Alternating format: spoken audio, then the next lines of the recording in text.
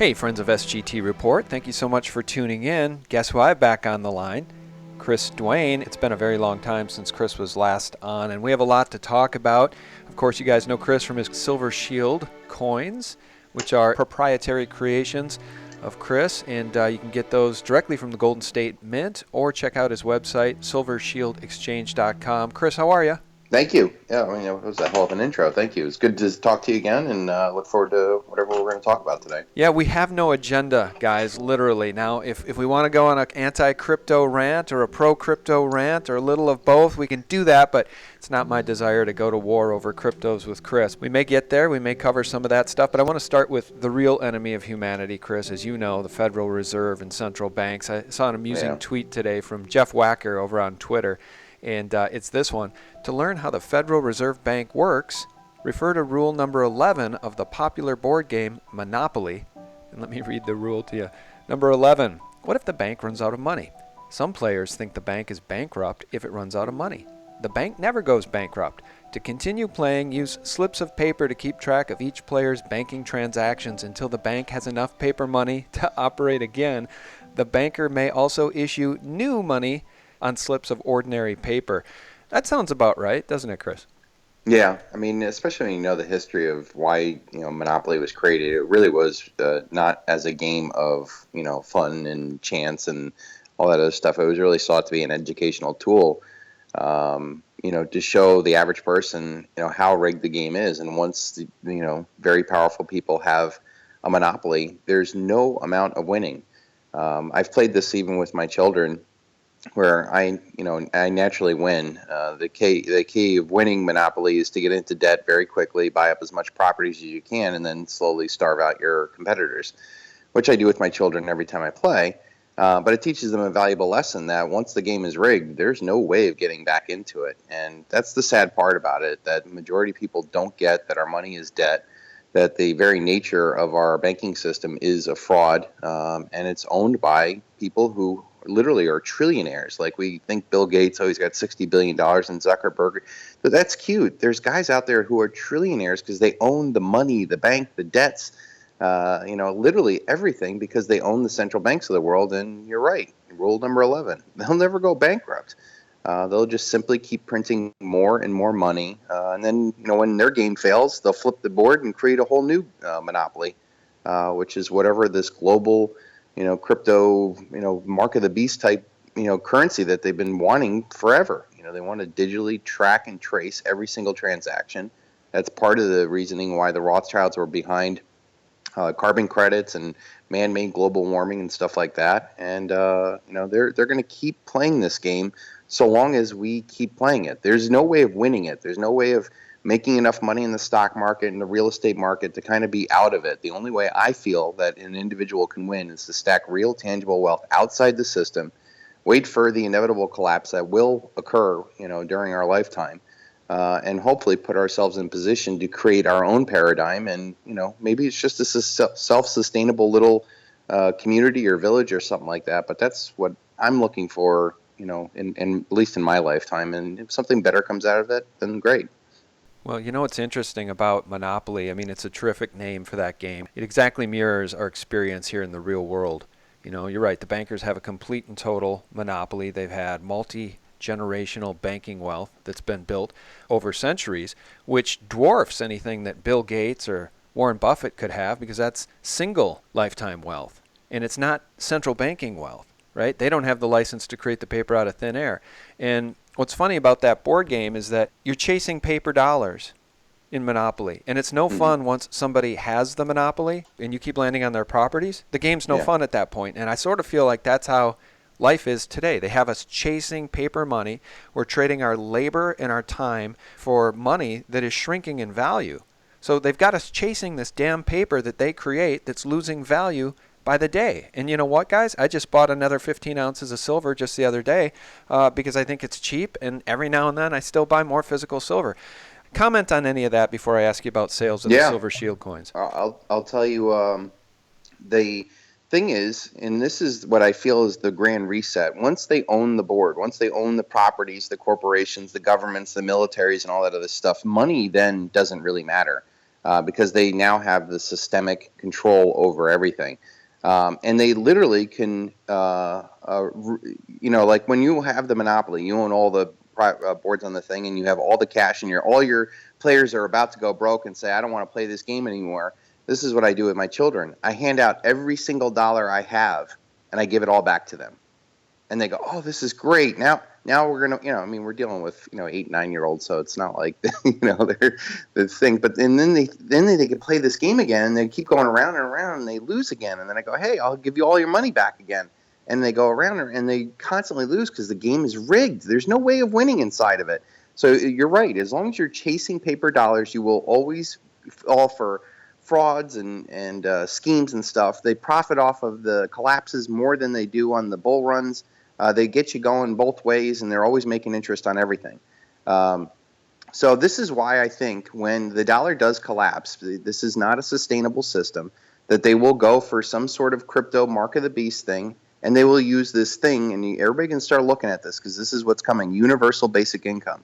And that's what they're going to use to put into whatever this new currency that they're going to do, whether it's global or national currency. And they're going to give money to people. Mainly so they don't riot and go kill, the politicians and the bankers out there. They're going to give it to them, and they're going to keep, using this fake money, even though that they have the monopoly. Nothing will change. Nothing will change. Like they have the system. So long as you play into their system, you will always, always lose. And especially if over generations, they get you coming and going. So the only way I see, and this is what the Rothschilds did, the reason why they became so wealthy is because they stored their wealth in gold. They hid it from the tax authorities. These guys were Jewish bankers in countries that purged Jews. Like they were against them. And yet what they did was they stored their wealth over generations, unaudited transfers of wealth, untaxed transfers of wealth. And that's how they were able to eventually leverage it into, owning and controlling these central banks of the world. So, if you want to learn something, stop chasing paper assets, stop chasing digital illusions of wealth, stack real tangible wealth, think generationally, and think, even on a moral basis. To me, it's immoral. I used to live in a world that I made millions of dollars off of selling debt every day. Like it was just, that's where my family was making money. And at some point when you wake up to this, you start to realize not only is this immoral, it's not sustainable, and I'm not prepared for when it ends. And that's half the reason why I left my very privileged and happy lifestyle that I had and went on to this path of creating something that I think is consciously different and certainly real and tangible, and I believe will help a lot of people when times get tough. Well, I'll tell you this, I'm still a big believer in physical silver and gold, and I continue to acquire precious metals in physical form, but I have dabbled in the cryptos, as you probably know if you listen to my interviews, and I suggested people dip a foot in the pool back about 18 months ago when Bitcoin was down around 400 or 500. And my thesis wasn't that Bitcoin's going to save the world. My thesis was it's probably going to revisit its $2,000 all-time high and go beyond that. You may want to have some. So that was pretty much the sum total of my thesis. But we can talk about cryptos and why you're convinced that they are. I don't know if you're convinced they're evil, but let's talk about cryptos. Some I think are good, right? Some of them are out there to protect your identity and your transactions, make everything private. Some maybe are bad, like the new Fed coin. Here's an article from NASDAQ, of all places. Fed coin could replace the dollar as we know it. I won't read you the whole article, but the Federal Reserve is literally working on Fed coin. That can't be good for humanity. So let's face it. These are guys that literally go by competition is a sin. That's right. When I first came into the crypto space, I was recruited by, developers of Bitcoin and Ripple, lead developers of both of them. I remember doing, interviews with you and Brother John and, Bitcoin. And I'm like, no, at first I thought it was just a Ponzi scheme. I think it's much more sinister than that. If you remember, one of my second famous videos that I did was the 3 coming false flags. I said, this paradigm is unsustainable, that these guys that own and control this paradigm are going to use false flags of some sort to fail forward, to create enough chaos so that they can reestablish a new order that will run for another 4 generations on the other side. I said that there's 3 threats to them. There's a financial threat where the system that they've built up is totally unsustainable. There's a military threat with China and Putin. And then I think there was also a truth movement threat, this conscious awakening of humanity. And I hypothesized back then, this is 2011 or 12, that they would use another false flag like 9/11, possibly blame Iran or China or somebody else for a military attack that would force the United States into a larger scale war than we probably would have been able to get away with, like with Iraq or something, on par with what I thought would be World War III. I said they would probably use that as an excuse to blow up the financial markets, which are completely unsustainable. Just because markets blow up, it's not the prick that does it. It's the guys that blew up the bubble in the first place. And yet they're going to get away scot-free to go create another Ponzi scheme, another bubble on the other side, whether it's FedCoin or whatever it is. But the third one, I said, was the truth movement, this conscious awakening of humanity. I mean, back in 2001, there really wasn't a YouTube, and there certainly wasn't, truth channels out there and people researching and doing all that other stuff. So they were able to get away with that kind of false flag back then because the media totally controlled it. 2008 comes around, you see a lot more people, seeing the financial crisis and so on and so forth. We saw them try to get us into the Syrian war, and that really stopped because I think a lot of people said, hey, false flag, Putin even came into it, UN, we have some influence. And I said that I don't know how they were going to stop the truth movement, but if you guys are an evil genius guy and you come up with cryptos and then put it out there and saying, hey, it's it's private, it's decentralized, gets around the governments, you can send money overseas and stuff like that. And Sean, I know you don't want to believe this. I'm a firm believer NSA created the crypto.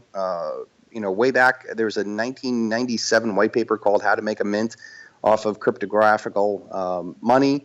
I told you I interviewed that lead developer, Gavin Anderson, who went to the CIA in 2011, Langley, with In-Q-Tel, specifically about Bitcoin, way back before everybody who's been pumped up on this bubble. There's definitely some deep, dark roots in cryptos. And now you have all these people out there buying and selling and loving it and using it and stuff like that. What a better way to silence the truth community and all these people who would probably be ready for a false flag, a monetary false flag, by entrapping them in something that is money laundering, or they could say it's terrorism financing. Can you imagine the next false flag comes through and they say, oh, Omar Sheikh Khalif used, 30,000 Bitcoin to finance this. Now everybody who's involved in that is now a terrorist. You can see that coming. So that's my new concern on top of it being a total Ponzi scheme. The only reason why these things go up is because there's new money coming in. It has no income stream, no revenue, no assets, no anything. It has to do with how many more people are coming into this thing. And it's disproportionately benefiting those guys who tried to recruit me back in 2011 who got 6 million Bitcoin for very little computational effort. And they make this, proof of work, digital circle jerk to make it seem much more difficult than it actually could have been had they done it. So, and nobody wants to hear this. I know you don't. I get bashed every day about it. I'm so solid about this. Like, to me, silver is the only way out because it's real, it's tangible, it's opposite consciousness. It's not. It's in your hands, and I don't like crypto. That doesn't mean that I don't like blockchain. I think blockchain in itself should be as widely used and as free as email is. I mean, it's a string of code. It's a chain of work going through. So, and unfortunately now Jamie Dimon's practically copying everything that I've been saying for 5 years. I told them, that they were short silver, that they had no physical silver. What do? They crashed the price of silver. Then they get a vault, and now they own 112 million ounces of freaking silver. They come out, and Jamie Dimon's basically repeating all the same stuff that I said over the last 4 years. Crypto's Ponzi scheme, blockchain, good use, as long as it's a digital receipt for real tangible wealth. And that's what they're going to do. They're going to either use it as a Fed coin, where there's just a pure fiat blockchain that will be enforced by the IRS, the FBI, the CIA, the military, and nukes, and the whole power of the government. But they're not going to allow competition. They're not. And as much as people say, hey, even if they outlaw it, well, then now you're a money launderer. Now you're a terrorist from financing, and that's what they're going to treat it as, just like the war on drugs. And unlike the war on drugs, this is all on the internet. They know exactly where all this stuff is. There's nothing safe or private about it. Yeah, there might be new cryptos that came out, but remember when Bitcoin first came out, it was safe and private. And now we know for a fact it is not. Well, I'll just say this about the conversation. I don't mind hearing your viewpoint on Bitcoin and who created it. And I've said in videos many times, we don't really know who was behind the creation of Bitcoin, this Satoshi white paper. I mean, who knows? That's probably a collective, a group think. It's a little bit like Shakespeare. I mean, who's the real William Shakespeare? So I have no problem at all. And I've said in videos it may be a creation of the NSA. I've talked to others who believe that's the case. I think it's Dave Kranzler who believes that's the case. You obviously do as well. So, no, I mean, the bottom line is, as it pertains to Bitcoin having no value, though, in my mind, is you're right in that the faith people have in Bitcoin and the money pouring into it is giving it its value. But I think the more important story is the fact that people around the globe are so quickly losing faith in their own crappy currencies. And even in this country, people are fleeing the dollar. They're sick of it. They don't want to hold these crappy currencies. I don't buy that now. You told me that if you told me that in 2011, 2012, when oil was going up to $140, a barrel, and gold and silver were rocketing up, I believe that. Right now, I really believe people are just going for it because they see that they can make a lot of money on it. There's not even currency crisis. Like even the European crisis is kind of quelled down. Like this isn't all Venezuela. This is like China and maybe hot money from China, but now they're cracking down on that, and that doesn't bode well for the Ponzi. So I do think in general, people who are into cryptos and silver don't like dollars and yen and yuan and stuff like that. But when you have this hot, sexy girl out there who's, getting everybody, huge profits, that's why the people are going in there. And, the people in my group, I mean, even in the Silver Shield group, this, ultra hardcore Sacred group, I mean, the amount of like talk at the beginning of September when it was like bubbling up to the highs. I mean, people were selling silver for cryptos, and I'm like, tell me what financial book goes into selling low and buying high? Like, tell me how that ever works. And since then, I've had one of the guys, the main proponent, who has been, was all about that. Now admit last week that he's out of cryptos and back into silver and sucking his thumb. So I at the end of the day, Sean, if you're dealing on a global, we started this off with central banks. Central banks, they already can create money out of thin air. So creating cryptos out of thin air is not that much of a leap of faith. But when you have nations like China and Russia and the United States and banks, and it comes time for resetting the global board, do you think that they're going to go for gold or creating a cryptocurrency? And from there, everything is going to be created off of that. I think there will be a rush for gold on a national level. I think gold will be revalued at a much, much higher level, 5,000, 10,000, whatever it may be. And that will be the new reserve currency for the world for a while until some major power steps forward and says, hey, we're there. But we're not going to go from the dollar reserve currency to the yuan reserve currency. I think there will be a period in time where gold will be the de facto international trade currency when all these other currencies start getting destroyed. And then from there, I mean, geez, I could talk about how much undervalued silver is and how much more valuable silver is and how much more rare silver is above ground. And I think it's just that's to me is the lottery ticket that I think is going to be worth much more than anything else out there. Well, I hope you're right, because I have a lot more physical silver than I have Bitcoin or cryptocurrencies. My whole point on people not trusting fiat, though, is based on the hyperinflation we've seen in Zimbabwe, where Bitcoin is trading at an 85%. Or Venezuela. God. Venezuela, people are trying to, turn to anything they can that has value or retains their purchasing power. So, yeah. I mean, I think that's a valid deal. But you're right, people are also speculating in Bitcoin, and despite what Jamie Dimon says about it, it's now bounced back to slightly over where he slammed it. Yeah. Do you find yourself? You must find it ironic that you and Jamie Dimon are whistling the same tune as it pertains to Bitcoin, and it's not because you guys believe the same things. It's because I think Bitcoin, at least he wants you to believe, is a threat to his banking system and his banking buddies. Do you think that's not true? Bitcoin itself is not a threat to anything. It does 7 transactions per second. It consumes 178 kilowatt hours to transact one Bitcoin. I mean, that's enough to run, I think, 5 houses for, I don't know, a year or whatever it is. It was an obscene amount of thing. It's slow. It's archaic. It's not meant to be money. It was meant to be a Ponzi scheme. They made something that was cheap and useful.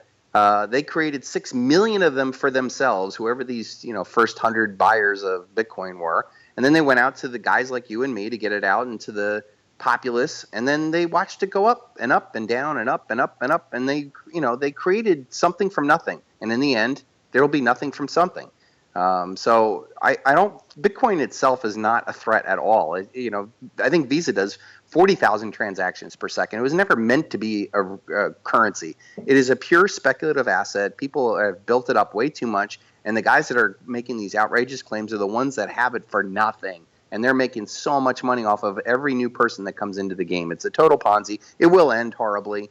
And I've just always encouraged people, please don't confuse gambling and luck with investing and intelligence, because just because your bets are good now, you got to be playing with the house money.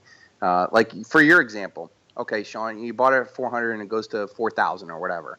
Like, why wouldn't you cash out $3,600 to go buy some physical silver and just let the 400 ride? Like, do you want it to go back down to 400 before you go, oh, like my buddy who was selling silver, at the peaks and then buying crypto and watching it go down and, going back and sucking the thumb. Like, it's not going to be the next thing. If anything, it's got a liability with governments cracking down. We all know that FBI has already got basically a home office at Coinbase.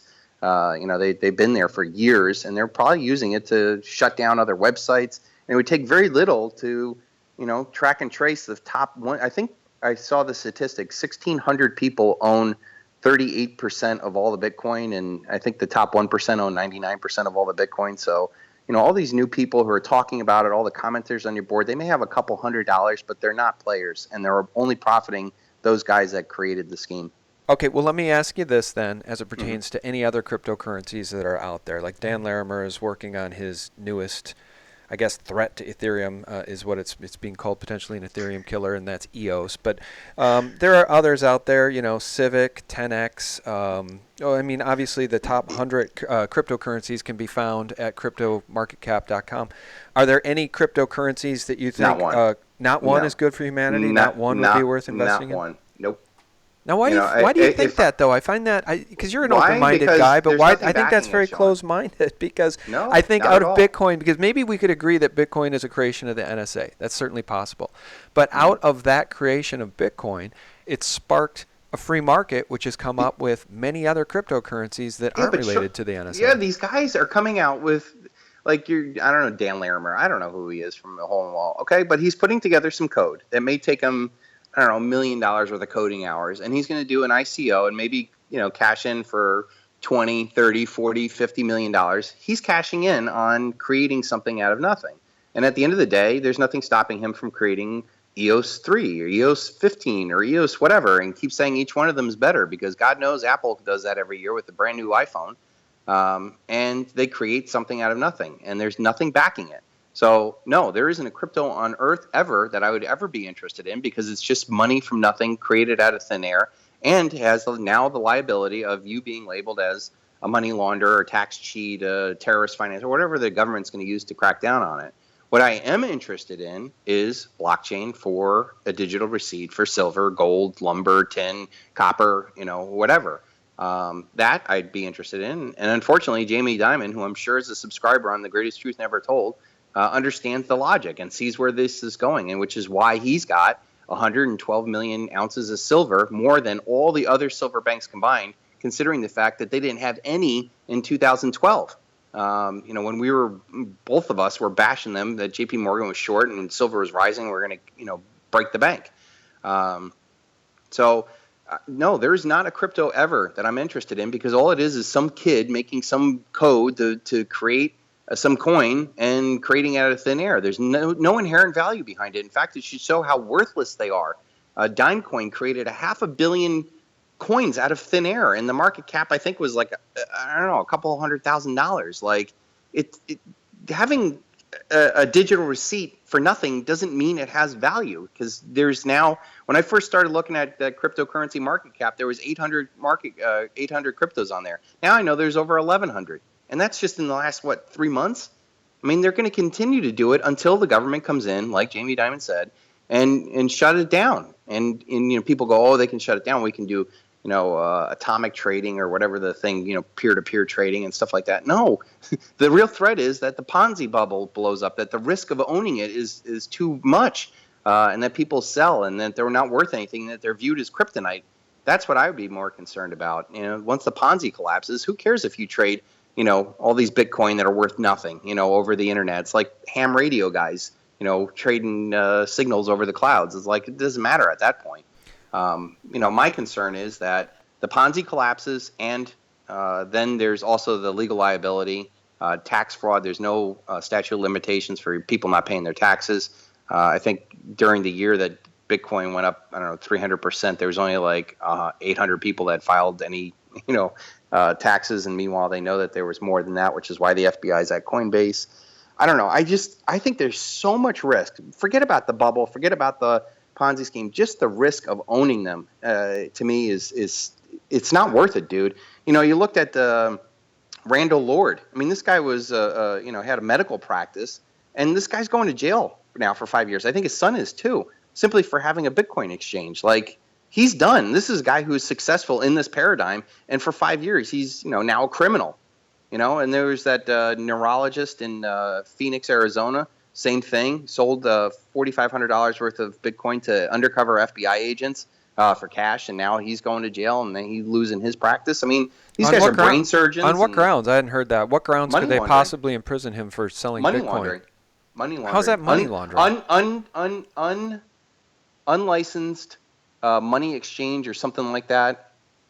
See, that's the problem with this criminal government, though, and they could do the same. But that's what you're up against, Sean. But it's what you're up against, and I'm fair. up against with physical silver too. Because what happens when they want to confiscate physical silver? If it's as valuable as you say it is, Yes. and I know that it has more intrinsic value than a Yes. cryptocurrency, and yes, I mean that's why I've been buying physical silver all these years. Yeah. But a criminal government could make lawful things criminal. Yes. And they may do that with silver. They may do that with gold, just like they did in the Yes. gold confiscation back in 1930 or Well, 19 first of all, whatever the hell gold it was. confiscation was not a de facto confiscation. I forget what amendment it is. I think like the Fifth Amendment, that the government can't just go in and steal stuff. They have to pay for it. So the confiscation of gold really was, hey, bring your gold in, and we'll give you a $20 gold certificate. But it was mandatory. Value for value. It was mandatory. If you didn't, Yeah, if you hid it in your closet, that was a crime. Yeah, but Sean, they paid you dollar for dollar. They just gave you paper dollars for it. They didn't steal it. They didn't say, "Hey, you're going to jail if you don't turn in your gold." Well, they and said, then after, after everybody turned it in, then they doubled the price. Value for it. Well, I'm just saying though that from when they devalued the dollar afterwards, and they gave a 70% raise to the value of gold after they revalued it. So they took in all the gold, then they revalued it. Well, and by the way, there's been no audit of Fort Knox since 1956? I mean, all the gold that's left in Fort Knox, according to a report by the Globe, which I think probably has more merit than anything Steve Munchkin would tell us. According to the Globe, all the gold went out the back door in the early 70s. In the early 70s, and all that's left is the melted down confiscated gold, the stuff that wouldn't even be good for international trade because it's only 90% pure. Yeah, when Muchin went there, he said, I assume the gold is still there. Yeah, he says the gold. Treasury Secretary, the first one to go in 30 years. I assume. Man, if I was a Treasury Secretary, the first place I would go on an inauguration day was, I'm going down to Fort Knox to see what we got. Yeah, where are the pictures? Yeah. He can tweet out glad gold is safe, which doesn't really tell us anything. He's glad gold is a safe investment. He's glad gold is safe in the hands of the Rothschilds. What does that even mean? So, no, my whole point about Bitcoin, yes, they can criminalize it, but they can criminalize anything that we do. Oh, okay, so and they're going to probably criminalize us for holding this extremely valuable, rare commodity called physical silver when they want to get all that back, too. Here's the difference that I see, because I get this, too, because as soon as people get to the point where they're like, okay, cryptos maybe are not a good thing, and this is a legal thing, and I'm getting really nervous about it, then they go, hey, Chris, what about your silver? Okay. Bitcoin in itself, by simply transacting it over the internet, you don't know who the buyer or seller is. It could be China, it could be North Korea, it could be Iran, it could be anybody. You're doing an anonymous trade online, and you have no idea what you're participating in. The benefit for the government is that it's all tracked and traced. I mean, it's an open public ledger. They'll figure out who owns what and what went where. And, let's face it, they could create, they could say, hey, Sean, you specifically bought that Bitcoin from Sheikh Khalil Amalaba, who financed some terrorism thing. And how would you be able to prove it wrong? They could literally create it out of thin air. So then people go, okay, well, cryptos are not anonymous. They're totally tracked. It is a Ponzi, and, what if they confiscate it? I don't think they're going to confiscate it. I think what they would most likely do is send the IRS for, obviously any unpaid taxes that you had from sales that you didn't report. They would probably use civil asset forfeiture and treat you like a money launderer or drug dealer. And then not only are you risking your crypto, you're risking your house, your car, because just like in a drug deal, you get caught with drugs, selling drugs, they're going to assume everything you own is that, and the state's going to take all of that. So just by the very nature of cryptos opens you up to this, Pandora's box of problems that I don't know if they will do it, but, when the market cap is $150 billion, there's a lot of juicy money out there, and it's not even the market cap that they could be after. What's the net worth of all the individuals involved in that? A lot, I would assume. And then it gets back to silver. Okay, Chris, what if they come after silver? Well, I did a silver confiscation video talking about, okay, let's put this to the test. First of all, when the government confiscated gold, they didn't confiscate it. They paid for it dollar for dollar. Then they devalued the dollar. So it's not like, armed agents came in and literally left you with nothing. That just didn't happen. The theft happened after, the devaluation. But not everybody complied, and there was many people that held their gold overseas. It didn't involve anybody in the banks and overseas and stuff like that, and certainly not the people who said And I also said back then, people trusted the government. Like, there was this feeling of Roosevelt, and we're all in this together, and there was a much more moral society and conscious society. Right now, Trump says anything, half the nation would be upset. If Obama said anything, the other half would be upset. Like, people don't trust the government, and especially when the government's $20 trillion in debt. Then if the government decided to go after silver, what does that say about their bond market, their treasury market, their stock market, their housing market? Quadrillions of dollars worth of derivatives and debt, and they're going to go after the $16 billion, and that's only in the United States. I don't even think that's there. Then where would they go? They would go to JP Morgan. How are they going to go to your house when JP Morgan's sitting on 112 million ounces? They would go for the COMEX vaults. They would go for the mints. They would go for nationalize the miners. Where is it in the rational thing where they're going to send SWAT teams out to everybody who owns silver to may or may not still have it and have essentially drug type raids to go steal silver? And who keeps their silver at their home? So I find it totally implausible that even a rapacious government like Hitler, Stalin gets in charge and they're going to go confiscate silver. Shit, that stuff is gone. And, fine, I'll go to jail. I'll leave it for my kids. If that's the best thing I could do, then that's what it is. But I don't see any other option other than owning physical silver. And it's not trackable. It's not traceable. You want anonymous money? That's what that is.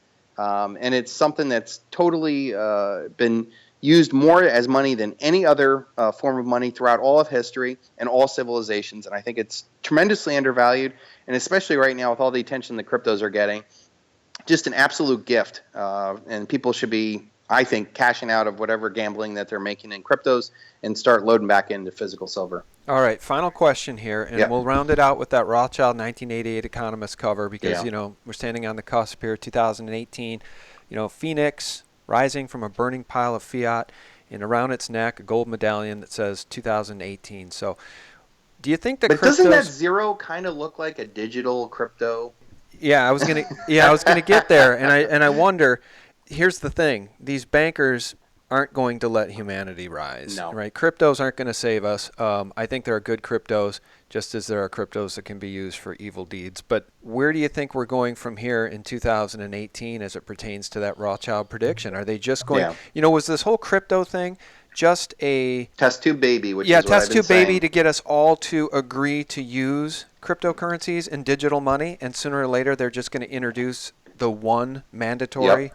One coin to rule them all, just like Mordor in Lord of the Rings. Is that where we're headed, do you think? And where will that come from? Will that come from the Bank for International Settlements, or how is this going to work? It's probably going to come from some young, charismatic, 30 to 40-year-old guy that we've never heard of before, who's going to run against Trump on the left, much in the same way the guy in France and the guy in Canada, these totally bought and paid for charismatic puppets, come onto the scene, and Yeah, he'll get the Macron, Obama former Rothschild, coronation. Yeah, totally former Rothschild Rothschild, bought and banker paid for. Macron. Yep. Yeah, and then my you have up there prediction is, Justin Trudeau in Canada yep, pledging his fealty to the Queen. Did you ever see yes, that when he's being yes, sworn in? yes, I did. I, Justin P.J. Trudeau, do solemnly and sincerely swear that I shall be a true and faithful servant to Her Majesty Queen Elizabeth II as a member of Her Majesty's Privy Council for Canada. I shall keep secret all matters committed and revealed to me in this capacity, or that shall be secretly treated of in Council. Generally, in all things, I shall do as a faithful and true servant ought to do for Her Majesty, so help me God. When I saw that video, I was like, I'm going to use this for my debt slave thing.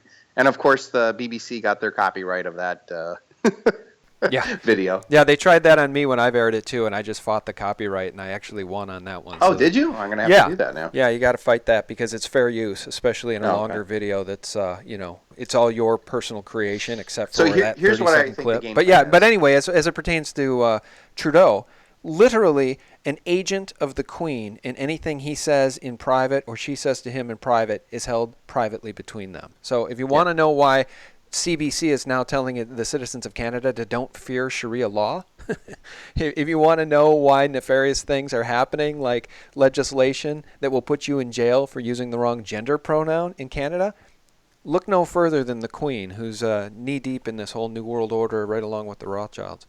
Yeah, I can't wait for her to kick the bucket. So here's what I think is going to be the game play. I think they know that this system is going to collapse. I think that they dump the entire Ponzi scheme on Trump's lap. And maybe it's starting in 2018, but by no means is this going to end in 1 year. If you look at the beginning from the Great Depression, from the time that Black Friday happened to the end of World War II, it was 16 years. You add 16 years on from the 2008 financial crisis, we're all the way out to 2024. So I think for the next 7 years, we're in this huge window of, the same kind of change that we saw over the last paradigm shift where, the United States went from Great Depression to World War II, except that it's much more dangerous now because we're dealing with many countries that have nukes. We're dealing with the advent of artificial intelligence and robotics, and a global Ponzi scheme that will collapse. My fear is that they're going to use they're the same guys, just like we were talking about at the beginning of the thing. They're going to own the next monopoly board, so there will be no real change. Their federal power might get lightened, much in the same way that the collapse of the Soviet Union happened. But I think that they're prepared for that. And what they're going to do is they're going to collapse whatever currencies are out there, the stock markets and bubbles. And just like the Rothschilds came to power by knowing who won the Battle of Waterloo, they will come in with a new Fed coin, SDR coin, settle coin, Goldman Sachs proprietary crypto settle, and reinflate the system. And I think that they're going to use universal basic income, which is what Mark Zuckerberg and a lot of these other billionaires are talking about, where they're going to, just like I do with my kids in Monopoly, just give them the money, and this money is going to be denominated into whatever crypto mark of the beast is going to be, and it's going to be digital money, and it's going to be given to people who are utterly desperate, completely dumbfounded. I mean, can you imagine like being a victim of Bernie Madoff, but the whole world's going through that, and I think that they're going to roll out some planned solution. I mean, how could they not? This is a great change. The wild cards are, what does Russia do? What does China do? What does India do? What do all these other nations do? That's to me the real wild card, and I think that's where gold, for a time period, will be the true de facto reserve currency. And they may link FedCoin to gold as a, like I said, a blockchain digital receipt for a real tangible asset, and they could say, oh yeah, we do have all this gold in Fort Knox, and we're going to come up with this. But as well as I do, dude, they're going to just start fractional reserve banking that and financialization, right away. So whatever sound money that they come out with or whatnot, it's simply just going to be, start the game all over again. And my real fear is that the next go around, they're not going to need humanity. They don't. With AI and robotics, after World War II, they've brought in all these people into the inner cities, and had all this manufacturing. The United States was the only global manufacturing power because all the rest of the world is basically bombed to ashes, and that's how we got to where we are today. And since then, we've been living off of the real wealth that was created during that time period. But during the next collapse, man, they don't need us. They don't need our human labor. These guys asking for $15 to flip burgers, they're simply going to be automated. Each store loses 20 people that no longer have jobs, even at the lowest level. And they're saying within 10 to 15 years, 50% of all the jobs out there will be, or potentially automated. I mean, look at truck drivers. It's probably the most populous job out there now. And I just saw Tesla and Mercedes and Volvo all with their own self-driving big rigs. And it's a thankless job, but they could make it so much so that even driving a car, they can make it insurance say, hey, it's too dangerous for humans to drive. You're going to pay. You want to drive, you're going to pay a higher insurance. But if you have an automated car that we control, then your insurance is lower. So I can get real dark and gloomy about our future, dude. And paint a very dystopian picture that you just don't want your children growing up in. And you can get negative about it and stuff like that. But I think that while the world's screwed up, my world doesn't have to be. And I will be ahead of the curve, seeing what is coming, have the real tangible wealth. And I hope to buy, land and businesses and properties and technology to create a small, community. And I think every individual stacker can do the exact same thing and build that protection around them for the people that they love. And so what they roll out with the crypto mark of the beast, how would I use that any different than the dollar today? I don't like the dollar. I don't support the dollar. But yet, you know what? I use it. And I use it to conduct business. I use it to stay out of tax trouble. I use it to stay out of jail. I use it to buy silver. And I'll probably continue doing my business the exact same way, regardless how they set up the board. Yeah, and that dystopian future you're talking about there is one that I can see easily coming to fruition as well. And I do believe that, if you look at the Georgia Guidestones or the aims of the people at the top of the pyramid, who I clearly, to me at this point, they're clearly Luciferians, they do want to phase out humanity. And this whole move to transhumanism and AI are just steps in that process of quite literally, phasing out humanity as we know it. And it is a very horrifying dystopian future that I hope does not come to fruition. That is what we're battling against. And I've come now to the sound conclusion, I think, Chris, that what we are engaged in on this planet is spiritual warfare with people who truly hate humanity based on the beast they worship. And I want to leave everybody with a good note now. Let's talk about your Silver Shield micro mintages, because I think what you've done, this business you've created, is one that people should take advantage of because of the micro mintages. These coins often have instant premiums after those mintages are closed. So tell us about your latest coin or coins, and tell us about how people can get them. Ironically, this week is my Skull Jamie Dimon coin. In debt and death, they still trust. And it's a skull version of Jamie Dimon, smugly sitting there with his too big to fail tag on. And it's another design based off of the original design that I did, which my first one in 2012, which was in debt and death they trust. And that was based off of the Rothschilds. Had their crest, and I made a skull version of Baron von Rothschild back in the day.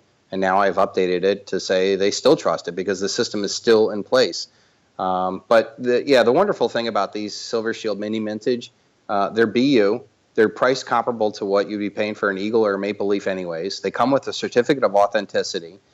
They're only made for 1 week only, never to be made again. The mintages have ranged anywhere from 3,000 up to 12,000. So they're instantly way smaller mintages. It's part of a growing collector series. It's consciously different. I think it's historically significant. And then the response on eBay is, Sean, I go through my list every week to update it. There's 100% premium over spot on my Silver Shield mini mintage, like on average. And like the Trump one, I think the last one I saw sold was for $78. Wow. Well, yeah, you and I used to talk about this. How do you not buy it? Why would you buy like $100 million worth of, or hundreds Canadian of millions maples of silver that never eagles go up and, in value, like Maple Leafs when you get this? Well, and I want to just weigh in on that because you and I and Brother John used to talk about this a lot, and we threw around a term that we like to use, which is semi-numismatic coins. And so I would always make the argument, buy semi-numismatics as opposed to American Eagles, because in the case of American Eagles or Canadian Maples, they'll just make millions and millions and millions of them to meet demand, and the design never changes. So there's never any premium to an Eagle or a Maple. But it's government issued, so you know it has value, or you know it's real. But with the semi-numismatics, and I always like to point to like the Perth Mint kookaburras, etc., any of the lunar coins. The beautiful thing about the kookaburras is every single year they change the design, and they used to cap the mintage at 300,000. Now I think it's 500,000. But if you go back and you look at the 2009s and the 10s and the 11s and the 12s that I bought, those go for a huge premium on eBay because they're no longer available. When that run was over, it was over. And the same is true with your micro mintages. But I didn't know that on average your coins are trading at 100% premium. That's pretty wild. Yeah. And I'll Sean, start buying it's not them even again. taking time for that to happen. Like literally the next week they're going up. And I mean, the big reason why is because once they're made, that's usually the only other place they can get it. I don't sell them internationally. So then the international buyers come in and bid up whatever they want. And if they want one or two of them, then that's what it is. I'm not saying it's a liquid market like Bitcoin with, what do they transact like millions of dollars per day? I mean, it's a small niche, but I think one in which I think silver is totally undervalued. I just saw a chart that showed that the real tangible global wealth is at an all-time low. I think only 4% of all global wealth and real tangible assets is there. And the financialization of all these other wealth is, huge. So I think that there's going to be a huge surge back to real tangible wealth, probably gold, then silver. And then for the silver stackers, like, okay, what silver do you want? You can get the government mints. You can, get into the semi-numismatic stuff. And then there's this little group of guys, that was creating anti-paradigm, calling out the collapse of this global debt-based Ponzi scheme, specifically calling out guys like Jamie Dimon with their debt and death. And you're telling me like I can go buy that for $2 over spot, and it's not going to be worth way more than all the other type of silver out there when silver is worth way more? Like, I don't know. I know it's my product and I get excited about it, but I really don't see why anybody who's going to be buying silver wouldn't be at least buying, one of these. And it changes on a weekly basis. Like, Sean, I like what Perth Mint did. They came out with one new design every year, and that kind of make it collectible. I'm doing a new design every week. Yeah, I'm on Golden State Mint right now, which I guess is where you guys can buy these. Yeah. And so here's that Jamie Dimon coin. There's 3 days left on this thing, and it's in debt and death. They still trust, and on his lapel there he has a little badge that says, I think it says too big to fail. Is that right? Yeah, TBFT. Yeah, okay. Yeah, so that is interesting, man. I had no idea that these were trading for such a big premium on eBay. I knew they trade for a premium, but that's very interesting. So you guys look up BU Trump sold on there, and I know I saw one for $69, ones for $70, and I was selling them for $20. I mean, that's what they were going for. It was like $17 spot, and if you only bought one, you're paying $3 over spot. But if you buy significantly more, it goes down to $2 over spot. Yeah. So yeah, I'm seeing that these are priced competitively with American Eagles or Canadian Maples. So, all right, and they're $9.99 pure silver. Oh yeah. Okay. All right. Well, good. Ounce. And they're to me a tremendous value, and I'll have a new design every week I got so many designs that I literally can't. I come up with more than I actually produce on a weekly basis. So I'm trying to figure out ways of doing it faster. But in the meantime, I'm going to be happy with being able to do what I love on a consistent basis. And it's been a real pleasure, talking to you guys. And I hope that everybody does the best that they can before this all happens. Because once it does happen, it's over. There's no second chance. I think it's generational serfdom or generational wealth. And I encourage people to get past the chasing after the hot new thing and start thinking big term, longer term, because that's how those guys that got to the top got to where they got. And I think it's going to take the same kind of intelligence and smarts and wits to survive, much less be able to create something better on the other side. All right, well said. All right, well, I'm glad we caught up too, Chris. I really do appreciate your time. Always a good call with you, man. Yeah, always, and we always part as friends. And on this crypto thing, I'm trying to keep an open mind, and I'm trying to talk both sides. Like I went down this AC chain path and how that could be used to digitize assets and used for nefarious purposes, and Fed coin, and And you may be right about Bitcoin. Like I said, I think Kranzler thinks it's a creation of the NSA too. And I'll tell you, man, they just seem to get us coming and going. And it's like the IRS code. It's so complex and onerous that at any point, at any time, they could come after any one of us and label us a criminal for not getting it right when we do our taxes. And why can't we get it right? Because they deliberately made it so damn complicated. And that's the sad thing, that even when you do win, quote, they'll just change the rules. I saw on Alice in Wonderland when Alice was trying to play chess against the Red Queen. She would just keep changing the rules until she wins, and that's the way it was. Yeah. Well, and that's so the best way of dealing with that is that War Games movie from 1981. Strange Game. The only way to win was not to play. Don't play their game. Get out of digital illusions of wealth. Don't buy more than you can spend. And start concentrating on real things like your family, your skills, your preps, your calories. Measure your wealth in calories, ounces, bullets. Friends that you could trust your life with. That's what I'm focused on. You can get wrapped around the world about Luciferian AI, dystopian craziness, and spend all these hours wasting it on YouTube, going into these deep loops, and you realize that you haven't done anything to get yourself physically in shape. Sean, I've been working out like a madman. I got my bench press up to 325 pounds. I've been doing hot yoga. I'm doing spinning. I've lost 25 pounds. I'm in the best shape of my life at 43 years old, even more than when I was in the Marines. So I encourage people to invest your time in your health, your wealth, and your family. Yeah, very good. I agree. And if you guys want to hear more from Chris Duane, you can check out his YouTube channel, the name of which, Chris, is The Greatest Truth Never Told. All right. And check out silvershieldexchange.com. And if you want to take advantage of these micro mintages, you guys can go directly to goldenstatemint.com and look for the Silver Shield series of coins. Chris, thanks so much. Mini mintages. Thanks so much for your time, Chris. Awesome, Sean. Thank you so much. All right, my pleasure. And guys, thank you so much for tuning in for real news 24/7 at sgtreport.com, the antidote to corporate propaganda. God bless. Bye-bye. This economy on our current system is going to evaporate due to never-ending escalating food prices, global food shortages, and that is just absolutely going to wipe out the economy of every single nation on the planet. There's a lot of different variables for this time around, but these 8 billion people on the planet, I am sorry to say there's not going to be 8 billion people by 2024.